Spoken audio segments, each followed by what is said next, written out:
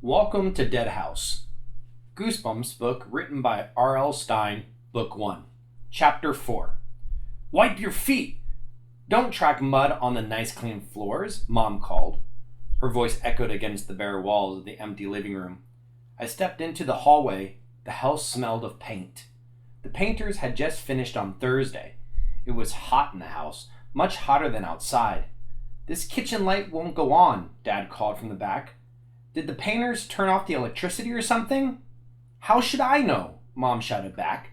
Their voices sounded so loud in the big empty house. Mom, there's something upstairs, I cried, wiping my feet on the new welcome mat and hurrying into the living room.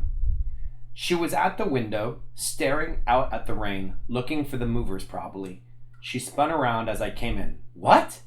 There's a boy upstairs. I saw him in the window, I said, struggling to catch my breath.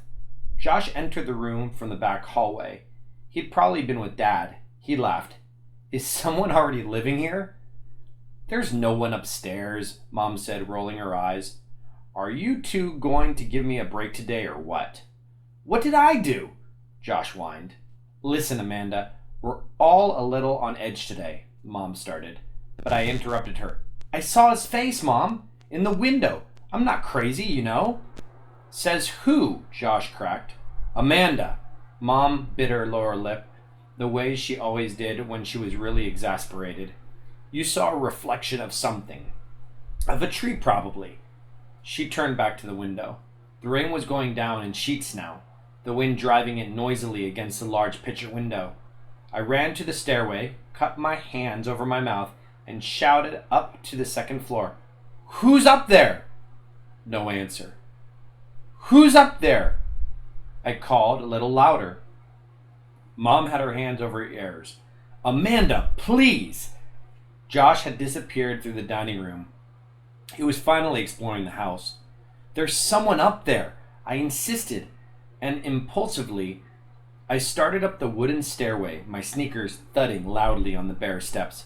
Amanda! I heard Mom call after me. But I was too angry to stop. Why didn't she believe me? Why did she have to say it was a reflection of a tree I saw up there? I was curious. I had to know who was upstairs. I had to prove Mom wrong. I had to show her I hadn't seen a stupid reflection. I guess I can be pretty stubborn too. Maybe it's a family trait. The stairs squeaked and creaked under me as I climbed. I didn't feel it at all scared until I reached the second floor landing. Then I suddenly had this heavy feeling in the pit of my stomach. I stopped, breathing hard, leaning on the banister. Who could it be? A burglar? A bored neighborhood kid who had broken into an empty house for a thrill? Maybe I shouldn't be up here alone, I realized. Maybe the boy in the window was dangerous. Anybody up here? I called, my voice suddenly trembly and weak. Still leaning against the banister, I listened, and I could hear footsteps scampering across the hallway. No, not footsteps. The rain. That's what it is. The patter of rain against the slate-shingled roof.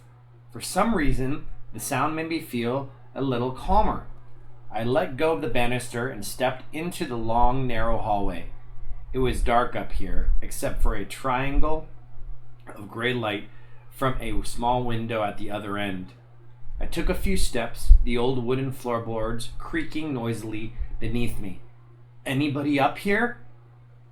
Again, no answer. I stepped up to the first doorway on my left. The door closed. The smell of fresh paint was suffocating. There was a light switch on the wall near the door. Maybe it's for the hall light, I thought. I clicked it on, but nothing happened. Anybody here? My hand was trembling as I grabbed the doorknob. It felt warm in my hand and damp. I turned it and, taking a deep breath, pushed open the door. I peered into the room. Gray light filtered in through the bay window. A flash of lightning made me jump back. The thunder that followed was a dull, distant roar. Slowly, carefully, I took a step into the room, then another. No sign of anyone. This was a guest bedroom, or it could be Josh's room if he decided he liked it. Another flash of lightning. The sky seemed to be darkening. It was pitch black out there, even though it was just after lunchtime. I backed into the hall. The next door down was going to be mine. It also had a bay window that looked down on the front yard. Was the boy I saw staring down at me in my room? I crept down the hall, letting my hand run along the wall for some reason, and stopped outside my door, which was also closed. Taking a deep breath, I knocked on the door. "Who's in there?" I called. I listened. Silence. Then a clap of thunder, closer than the last. I froze as if I were paralyzed, holding my breath. It was so hot up here, hot and damp, and the smell of paint was making me dizzy. I grabbed the doorknob. "Anybody in there?" I started to turn the knob when the boy crept up from behind and grabbed my shoulder. End of chapter 4.